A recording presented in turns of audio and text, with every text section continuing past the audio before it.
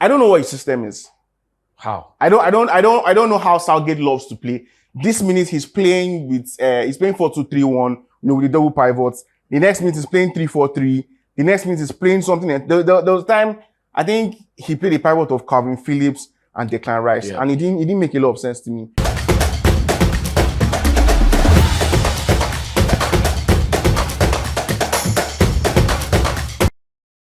All right, guys, so welcome to another exciting edition of Be Trending, where we critically analyze topics that are making sense and making the rounds as far as the world of sports is concerned. Today, I've got a lovely guy on set with me that will be doing justice to the said topics. Do you want to know the topics? Just hold on a minute. My name is Farouk Adetola, the sports member, the man for the big occasion. Today, we will be treating two exciting topics, and the first one has to do with a man that is being touted as the next United coach, according to reports coming out from England. And definitely, what has this man done to deserve being United's manager? Is he deserving, or they're just putting him there just because he has connection with the Ineos as well as Jimmy Ratcliffe? My name is Farouk Adetola. Like I said, I've got the big man for the big occasion himself here, talking about Izu. Izu, how you doing? I'm fine. Good morning. Coming into the studio this morning, I've had a lot of arguments from every sphere. And capping it up, Gereth Southgate, somebody told me he has not done anything as far as England is concerned. And my own argument is not about how good the man is. It's about what the man has done preceding what he met. This guy came to England when every manager, world-class coaches, likes of Ericsson, Capello, so many of them failed with world-class players, best England players of all time, likes of Gerrard, Lampard, and Paul Scholes, Rooney, Owen, Terry, Ferdinand, names goes on. And the best they achieved was getting to the quarterfinal of the World Cup, and they were walloped in that match as well against Germany, if you remember quite well. Now, let's look at Southgate. His philosophy, his career at England. Do you think this man is duly deserving of being mentioned in the same breath as the next United manager? I remember you starting by saying you had a lot of arguments before coming on set, and then you said a couple of things. But I know you're a Man U fan, so I think I would answer your question by asking you a question first. Okay. And my question is, after Fergie decided that, okay, look, I'm done coaching United, I want to leave. And then he was like, okay, look, I think he was one who picked Moyes to be his successor. There was Moyes, there was LVG, and then came Mourinho. Yep. Now, Mourinho basically met maybe the same set of players that LVG played with. Yeah. And then Mourinho was able to win the Europa League, won the Carabao Cup, and won another trophy. I think Community Shield also. 3. Do you consider him a success at United? No. You don't? Not by any standard. So if you would say that about Jose, then why should this man be considered? Let's not forget that I understand that club football and coaching a country. I was about going there as well. I like the angle you're coming out from. Normally, I'm not supposed to even answer your question, but just because I want to be fair, and I will throw back another question to you. You have said that coaching a club and international team is quite different. Obviously, you only spent about combined 3 or 4 weeks together as an international coach all through the year, most of the time. Do you understand? And now we are trying to compare a man that spent 9 months with the same team for over 4 years. He won just 3 trophies, doing the same thing all over and over again. Like Pep Guardiola, he was with City and he was brought there just to win the Champions League. It took him 6 years and the 7th before he won it. If you are also placing Gareth Southgate, who has had only 4 tournaments, in fact 3, because I will not call the UEFA Nations League as a tournament. It was just a ceremonial friendly that you'll be handed a trophy, after the end of the season. If you are now equating that to it, that's not fair, is it? You might say it's not fair, but let's go back. Is it fair? I'm not saying. Is it fair? You might argue that it's subjective. You can argue that it's fair. You can argue that it's not fair. But let's cast our mind back a little. Now, when countries say they want to stay faithful and loyal to a particular coach, it's because you can see the blueprints. You can see the improvements with every tournament. Now, Southgate went from getting to the final of the Euros. As far as I'm concerned, he bottled the final. He should have won it. Of course, he should have. For some off reason, he did not. That's his personality. I don't like him personally. let me just put it out there. So it's not as if I don't like him. You get. But then again, he doesn't. I don't know what his system is. How? I don't know how Southgate loves to play. This minute he's playing with he's playing 4-2-3-1, with the double pivots. The next minute he's playing 3-4-3. The next minute he's playing something. There was time I think he played the pivot of Calvin Phillips and Declan Rice, and it didn't make a lot of sense to me. But that's what he likes. Now let's even bring our minds forward to their most recent game against Brazil. A lot of English fans are complaining that he misprofiled Jude Bellingham. Now his idea of how to use him is, play two players behind him that will do all of the dirty work, and then let's not fool ourselves. Bellingham is not your everyday number 10. Absolutely. He's not the Ozils of this world. He's not the KDBs of this world. He's not. You can call I think the idea of a natural number 10 is even starting to die out gradually because of how coaches love to play these days. You get expand, come small again. So Bellingham is not that type of player. When he was at Dortmund, he played a type of football that all of us loved him for. When he went to the World Cup and started making this name that he has now, he was playing a different brand of football as to what Southgate wants him to play now. So now playing Bellingham in that role and telling him to, let players play off of him, let him create all the chances. I don't see how that makes sense. This is a manager that took Trippier, who cannot even hold his own defensively as a right back, and then played him as a left back, and his excuse was because of set pieces. How many did he score at that competition? I don't think he scored up to 2. But they got to semi-final of the World Cup. How many goals have won semi-final? Roberto Martinez was considered the flop. He was handed the golden generation of Belgium. The best he did was a 3rd place finish. He's still a failure in everybody's eyes. So why are the standards? Why are the standards different for Southgate? It's not. And it's not. You see, I'm indifferent. What I just care about is United. But if you look at what this guy has done before his predecessor and the quality of players he's coaching now, compared to what England used to have as way back as when they had Gaza, Gascoigne, Shearer, they didn't win Jack even on home soil when they hosted the Euro 96.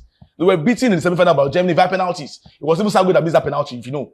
But we are talking about a man that has saddled a team that's very controversial from the past, that's handled younger players that are youthful, exorbitant, and has managed them quite well. Result-wise, result-oriented. I don't think he has managed them quite well. They got demoted in the Nations League, didn't they? You don't compare the qualify. No. It's a competition for the country, yes or no? Of course. How do you get demoted in the Nations League with those crop of stars? Proud to England qualifying with about 3 or 4 games to spare in every tournament. How has England failed in the past when they had world-class coaches? They always qualify by playing probably playoff or waiting on another team to fail and then qualify. And the thing with Southgate is people keep me saying, oh, he got to the semi-finals of the last World Cup. He got to the finals of the Euros. Let's not forget that in semi-finals they were completely outplayed by France. What was the score? It was 2-1, 2 penalties. No. Not 2 penalties for France. The chances they had, I felt like, okay, look, England might come back into this game. First one was Hurricane penalty that they scored. The second was Hurricane penalty that they missed.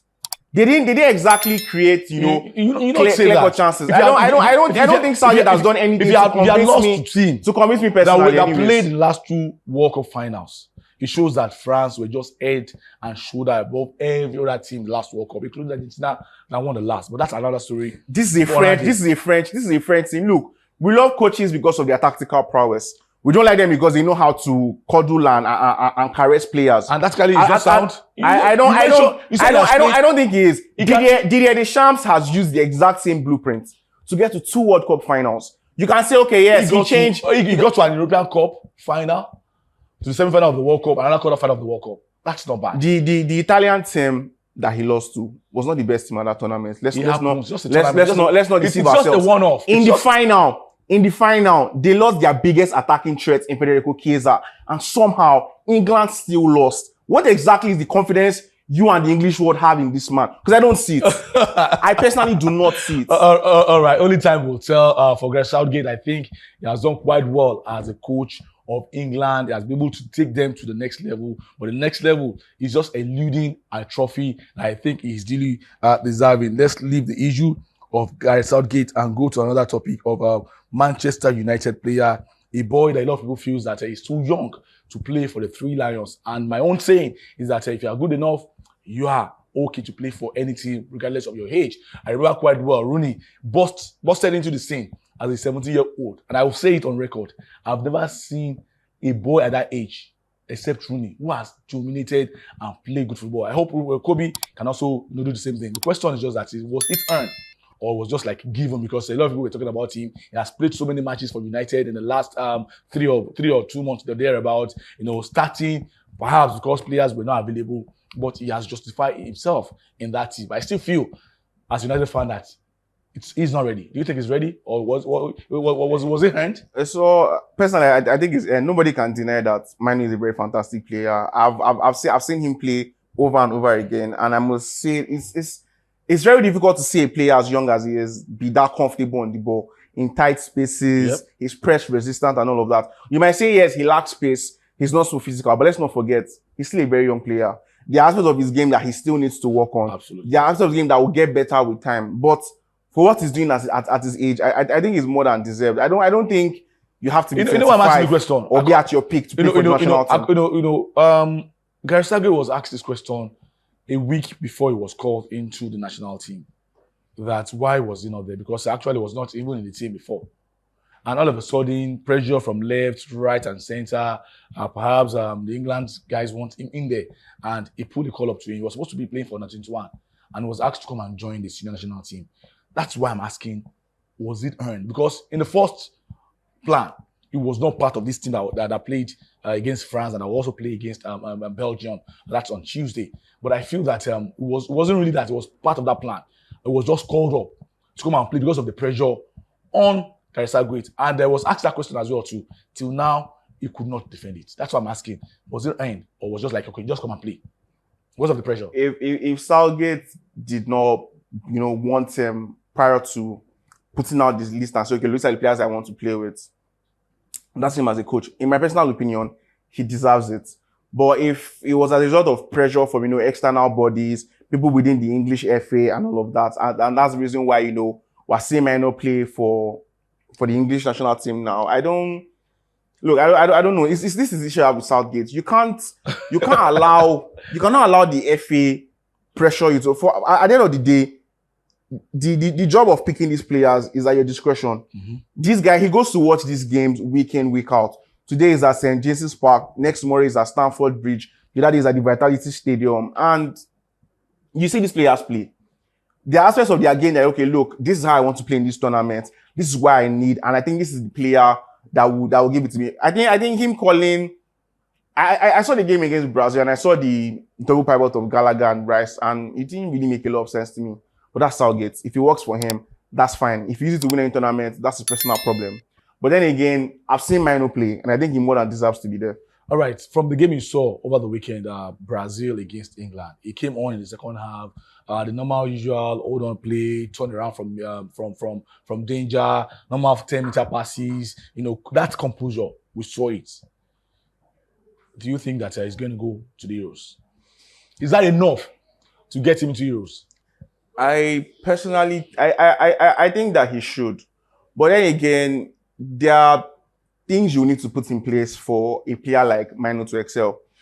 And for all the woes that have happened at Man U this season, I think one of the reasons why he shines so bright is because there's somebody who, after he has all that composure on the ball, gets the ball in tight spaces, is able to retain it, his pressure. And when he finally releases the ball, there's Bruno somewhere who can hit those, defense-splitting passes, get their and all of that.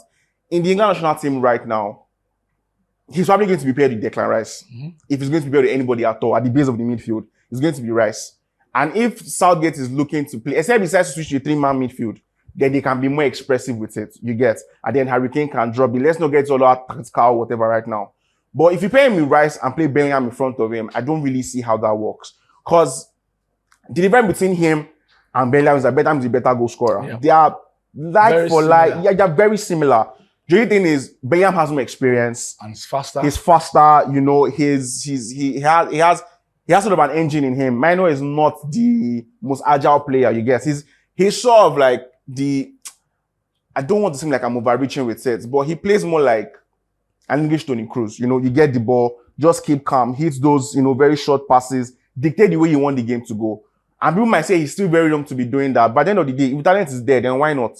If he will be a small part of the arsenal that Southgate can take to the Euros and it will mean something. I don't see any reason why he shouldn't go. Well, for England, they always like to bring in young players, into every international team. Way back in 1998, it was Michael Owen who also destroyed Argentina with that solo goal. Fast forward to 2002, another young player was also called up, the likes of Wayne Rooney, not forgetting another certain Theo Walcott, who was a complete failure for England. Fast forward again, it was Jack Wilshere, was a failure. But now with Kobe Mainoo, will he be a success with the national team? I cannot answer that question. It's left for you guys to help us out and form the narrative, talking about you watching at this point in time. Go straight to our comment section and let us know, can or would Kobe Mainoo be a success if he eventually makes it to the Euros this year? I wish he makes it as a United fan, but I feel he's still not ready because United are not even playing well. He's the only shining light in that midfield other than Bruno Fernandes. On that note, we have come to the end of another exciting edition